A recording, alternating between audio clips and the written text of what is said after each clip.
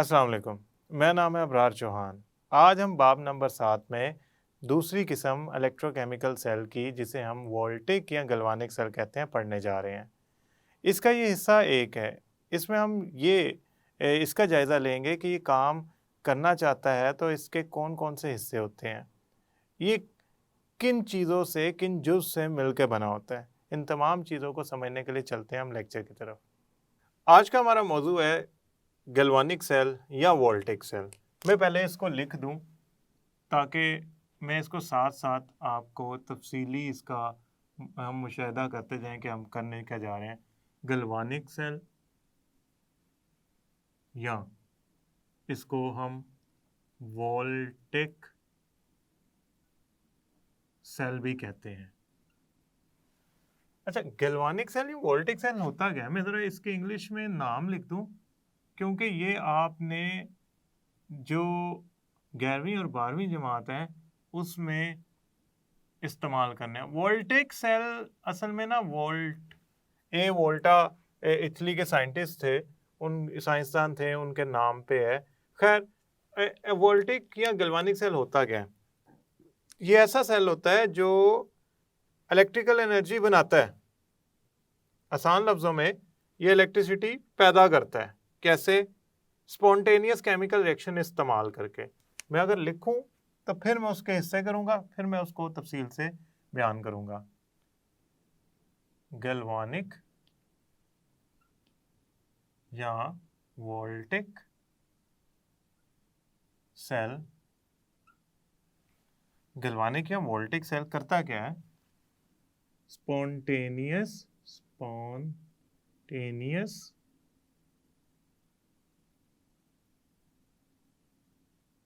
Reaction के जरिए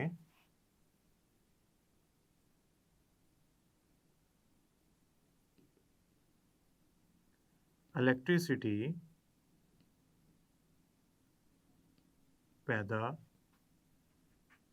करता है। अब इसको दोबारा समझें और इस बात को अपने जहन नशीन कर लें जो मैं आपको बताने जा रहा हूं। अब इसको दोबारा समझें और अपने जहन में इसको बिठा लें जो बातें मैं बताने जा रहा हूं। पहली बात, स्पॉन्टेनियस रिएक्शन होता है। स्पॉन्टेनियस रिएक्शन क्या होता है? जो खुदकार हो, खुद ब खुद वकू पजीर हो। ऐसा रिएक्शन जिसको कराने के लिए बैरूनी एजेंट की ज़रूरत ना हो। आपको याद होगा, मैंने आपको इससे पिछला जो मौजू पढ़ाया था वो था, कौन सा सेल था वो था इलेक्ट्रोलाइटिक सेल। इलेक्ट्रोलाइटिक सेल के अंदर नॉन स्पॉन्टेनियस रिएक्शन होता था। आप कहेंगे मुझे कैसे पता लगा? देखें, उसमें आप क्या करते थे, करंट को गुजार कर रिएक्शन करवाते थे। वरना आप बैठे हैं और वो सेल भी पड़ा हुआ है, वो रिएक्शन नहीं करेगा जब तक आप उसमें से करंट नहीं गुजारेंगे। तो एक बहुत बड़ा फर्क गैल्वानिक सेल या वोल्टिक सेल का इलेक्ट्रोलाइटिक सेल दूसरी किस्म से ये था कि उसके अंदर, यानी कि वो इलेक्ट्रोलाइटिक सेल के अंदर नॉन स्पॉन्टेनियस रिएक्शन होता है, यानी कि आप करंट के जरिए वो रिएक्शन करवाते हैं। गैल्वानिक सेल के अंदर जो रिएक्शन होता है वो खुदकार होता है, खुद ब खुद होता है, खुद ब खुद वकू पजीर होता है, स्पॉन्टेनियस होता है, ऑटोमेटिक होता है। उसको करवाने के लिए आपको किसी बैरूनी एजेंट, इलेक्ट्रिसिटी, प्रेशर, टेम्परेचर, इनकी ज़रूरत नहीं पड़ती, कैटलिस्ट वगैरह की। इसकी मिसाल ऐसे है जिस तरह हमारे घर में पानी की टंकी छत पे पड़ी होती है। अब नलका खोलते हैं, पानी की टंकी से पानी नलके तक खुद ही आ जाता है। आपको ना मोटर लगानी पड़ती है, ना पानी की टंकी में जाके कोई मशीन चलानी पड़ती है जो पानी को नीचे भेजे। वो खुद ब खुद ही पानी नलके में आ जाता है। ये स्पॉन्टेनियस है। दुनिया में ऊंचाई से नीचे की तरफ चीज़ें खुद ब खुद आती हैं, ये भी सब स्पॉन्टेनियस है। इसका कुछ रिएक्शन खुद ब खुद हो जाते हैं। मतलब सोडियम को पानी में डालें, वो खुद ही रिएक्शन कर लेगा, आपको कुछ करने की ज़रूरत नहीं है। हाइड्रोजन और फ्लोरीन को मिक्स करें, वो खुद ही रिएक्शन कर लेंगे, आपको कुछ करने की ज़रूरत नहीं है। आखिरी बाब के अंदर आप हाइड्रोजन और फ्लोरीन का रिएक्शन पढ़ेंगे कि आप उसे अंधेरे में भी रख दें तो वो आपस में रिएक्शन कर लेते हैं और हाइड्रोजन फ्लोराइड एसिड बनाते हैं। कुछ ऐसी चीज़ें होती हैं जिनको रिएक्शन करवाने के लिए धक्का चाहिए होता है, एजेंट चाहिए होता है, उनको नॉन स्पॉन्टेनियस कहते हैं। इस सेल के अंदर जो रिएक्शन हो रहा होगा वो स्पॉन्टेनियस होगा, उसको धक्का नहीं चाहिए होगा, उसे बैरूनी एजेंट नहीं चाहिए, खुद ही होगा वो। बस आपने सेल को पूरा करना है और एक्सटर्नल बाहर सर्किट से जोड़ देना है, खुद ही करंट गुजरना शुरू हो जाएगा। तो अब ये रिएक्शन होता है तो उसका नतीजा क्या निकलता है? इस रिएक्शन के नतीजे में इलेक्ट्रिसिटी पैदा होती है और उस इलेक्ट्रिसिटी का हम क्या करते हैं? गाड़ियों में इस्तेमाल करते हैं। हम इन सेल का इस्तेमाल कहाँ करते हैं? इन सेल का इस्तेमाल करते हैं गाड़ियों में, घरों में, घड़ियों में और मोबाइल में। अच्छा, गैल्वानिक सेल दो तरह के होते हैं। एक होते हैं कि आप उनको एक दफ़ा इस्तेमाल कर लें, ज़ाया हो गए, फेंक दो। वैसे फेंकना नहीं चाहिए, आप उसको रिसाइकल कर सकते हैं। इस तरह के वो आप उसको मेटल उसकी जो है वो पिघला के दोबारा किसी और काम में इस्तेमाल हो सकती है। खैर, वो एक दफ़ा इस्तेमाल हुआ, आप इस्तेमाल के काबिल नहीं है। आप क्या करें, आप यूपीएस की बात करें, अब गाड़ियों की बैटरी की बात करें। आपने गाड़ी चलाई, थोड़ी दूर चला के वापस आए, गाड़ी की बैटरी का कुछ हिस्सा इस्तेमाल हो गया था, वो गाड़ी चलाने के दौरान दोबारा चार्ज हो जाएगी।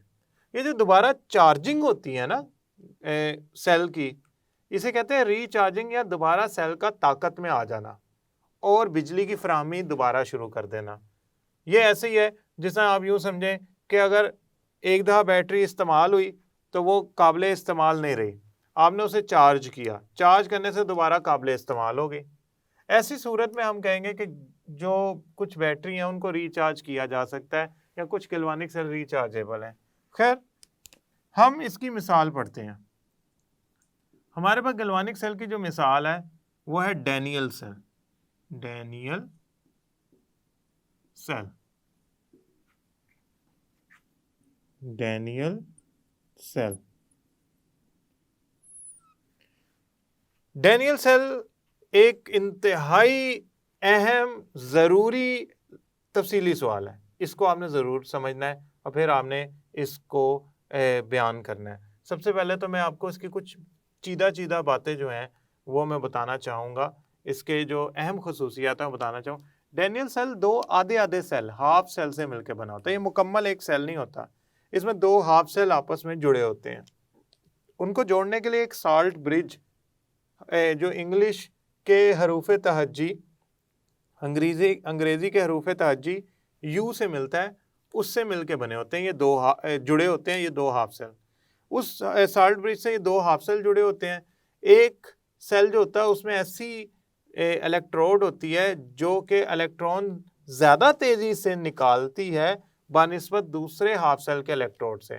तो इलेक्ट्रॉन जो ज़्यादा तेज़ी से, जिसका रुझान ज़्यादा इलेक्ट्रॉन निकालने का, वहाँ से निकलते हैं और उसकी मेटल की तरफ, इलेक्ट्रोड की तरफ आ जाते हैं जिसमें इलेक्ट्रॉन निकालने का रुझान कम होता है। मतलब जिंक का ज़्यादा है, कॉपर का कम है, तो जिंक वाले हाफ सेल से इलेक्ट्रॉन निकल के भागेंगे कॉपर वाले हाफ सेल की तरफ। नतीजा क्या निकलेगा? इलेक्ट्रॉन सर्किट में से होते हुए एक हाफ सेल से दूसरे हाफ सेल तक पहुंच जाएंगे। आप सर्किट में कोई चीज़ लगा दें वो चल पड़ेगी। अच्छा, दूसरी बात, ये जो हाफ सेल हैं इनमें साल्ट ब्रिज का बड़ा अहम और ज़रूरी हिस्सा है। अगर आप उसे भूल जाएंगे तो आप समझें कि आपने हाफ सेल पूरा समझा ही नहीं।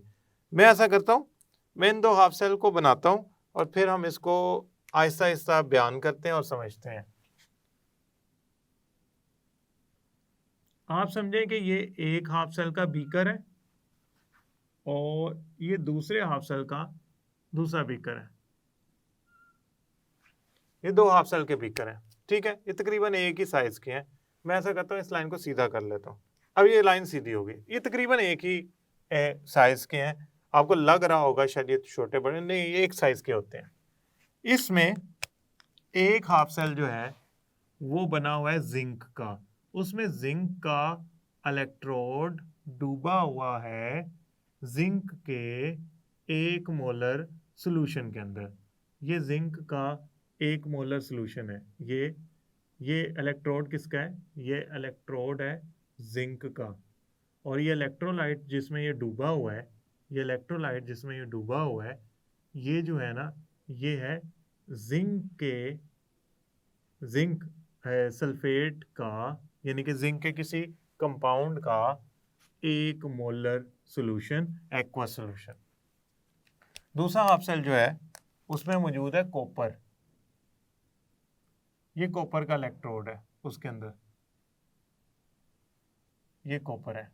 अच्छा, अब कॉपर का जो इलेक्ट्रोड है वो कॉपर के 1 मोलर सॉल्यूशन या कंपाउंड, कॉपर के कंपाउंड के 1 मोलर सॉल्यूशन में डूबा हुआ है। अब ये जो है ना, ये कॉपर सल्फेट का 1 मोलर सॉल्यूशन है, ठीक है। और ये इलेक्ट्रोड जो है ये कॉपर का है। मैंने मुख्तलिफ रंग इसलिए इस्तेमाल किए हैं ताकि आप समझ जाएं कि ये जो हाफ सेल है, 2 हाफ सेल, ये मुख्तलिफ चीज़ों से मिलके बने हैं। ये वाला हाफ सेल जोड़ा जाता है वोल्ट मीटर के जरिए दूसरे हाफ सेल के साथ। अब बात यूं है, वोल्ट मीटर की जगह कुछ और नहीं लगा सकते? लगा सकते हैं। वोल्ट मीटर लगाने का फायदा ये है कि हमें बता देगा करंट पैदा हुआ है, अगर हुआ है तो कितना, और वोल्टेज कितनी है, और दूसरा कि इलेक्ट्रॉन किस तरफ भाग रहे हैं। उसकी जो सुई होगी वोल्ट मीटर की, अगर जिस तरफ जाएगी वहां से अंदाजा लग जाएगा कि करंट किस तरफ जा रहा है। अब हम क्या करते हैं, इन दोनों के दरमियान साल्ट ब्रिज से दोनों को जोड़ देते हैं। साल्ट ब्रिज असल में यू ये देखें, ये यू शक्ल की ट्यूब होती है जिसमें कंसंट्रेटेड सॉल्यूशन होता है साल्ट का। मैं इसको भर देता हूं ताकि ये वाज़ेह हो जाए। ये साल्ट ब्रिज है जिससे 2 हाफ सेल जोड़े गए हैं। साल्ट ब्रिज, साल्ट ब्रिज से 2 हाफ सेल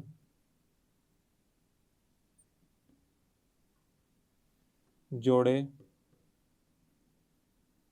गए हैं। याद रखिएगा, साल्ट ब्रिज से 2 हाफ सेल जोड़ देते हैं। अच्छा, अब यहाँ पे एक सवाल पैदा होता है, अच्छा ठीक है जोड़ दिए, कोई बात नहीं, जोड़ दिए हमने हाफ सेल, फायदा क्या हुआ? ये साल्ट ब्रिज 2 हाफ सेल की न्यूट्रलिटी को बरकरार रखेगा।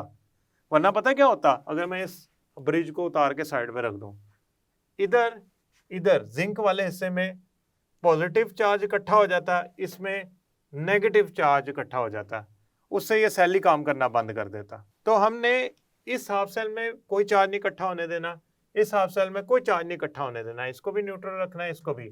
उसका हल क्या है? ये साल्ट ब्रिज के अंदर से आयंस निकलेंगे और न्यूट्रलिटी को, न्यूट्रल रहने को बरकरार रखेंगे। मतलब यहाँ पे पॉजिटिव आयन, नेगेटिव आयन ज्यादा हो गए तो इसमें से पॉजिटिव आयन इधर आ जाएंगे। ये रास्ता देगा आयंस को कि वो जा सकें। ये क्या देगा? रास्ता। किसको? आयंस को, ताकि इसमें से निकल के वो सॉल्यूशन में जा सकें और उसे न्यूट्रल कर सकें। अब ये वाला हाफ सेल है, इस पे इसको जो जिंक वाला है, जिंक वाले हाफ सेल का इलेक्ट्रॉन खारिज करने का, निकालने का रुझान ज्यादा होता है, लिहाजा ज्यादा होता है किसके मुकाबले में? कॉपर के हाफ सेल के मुकाबले में।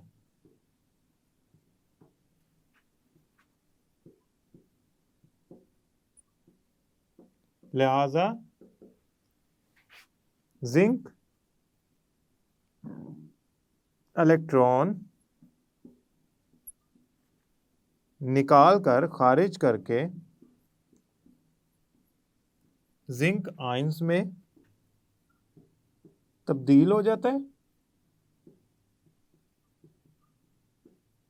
और इस सॉल्यूशन के अंदर, इस हाफ सेल के अंदर, और दूसरे हाफ सेल में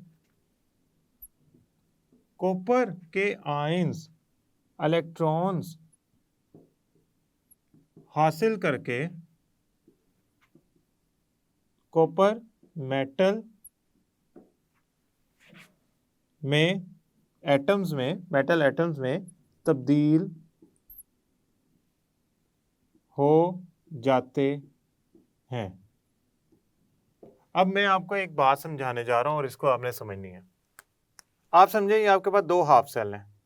ये हाफ सेल, ये वाला हाफ सेल जो है, बल्कि इस तरह करते हैं, ये नीला है और ये ऑरेंज कलर है। अच्छा, ये हाफ सेल है जिंक का, ये हाफ सेल है कॉपर का। इसका रुझान इलेक्ट्रॉन निकालने का ज़्यादा है, इसका कम है। तो ये इलेक्ट्रॉन निकाल ही जाएगा, और ये इलेक्ट्रॉन खाई जाएगा। तो हो क्या रहा है, इलेक्ट्रॉन इस हाफ सेल से निकल कर जाना शुरू हो जाएंगे इस हाफ सेल के पास। तो अगर इसके रास्ते में मैं कोई चीज़ लगा दूं तो उसमें से भी वो इलेक्ट्रॉन निकलना शुरू हो जाएंगे, और उसमें से इलेक्ट्रॉन का निकलना तो इलेक्ट्रिसिटी कहलाएगा। तो ये तो इलेक्ट्रिसिटी गुजर रही है। क्यों? एक हाफ सेल इलेक्ट्रॉन निकाल रहा है, दूसरा हाफ सेल इलेक्ट्रॉन हासिल कर रहा है। याद रखिएगा, जो हाफ सेल इलेक्ट्रॉन निकाल रहा होता है उसको कहते हैं एनोड, और उस पे होता है मनफी चार्ज, मनफी। और जो हाफ सेल में इलेक्ट्रोड हासिल कर रहा होता है वो कहलाता है कैथोड, और उस पे होता है प्लस चार्ज। अब आप कहेंगे ये तो सर उल्टा हो गया, वोल्टिक सेल जो है, ये जो हमारा पिछला सेल था, ये जो डैनियल सेल पढ़ रहे हैं, ये जो पिछला सेल था उससे तो उलट हो गया। इस सेल में कैथोड पर पॉजिटिव चार्ज होता है और एनोड पर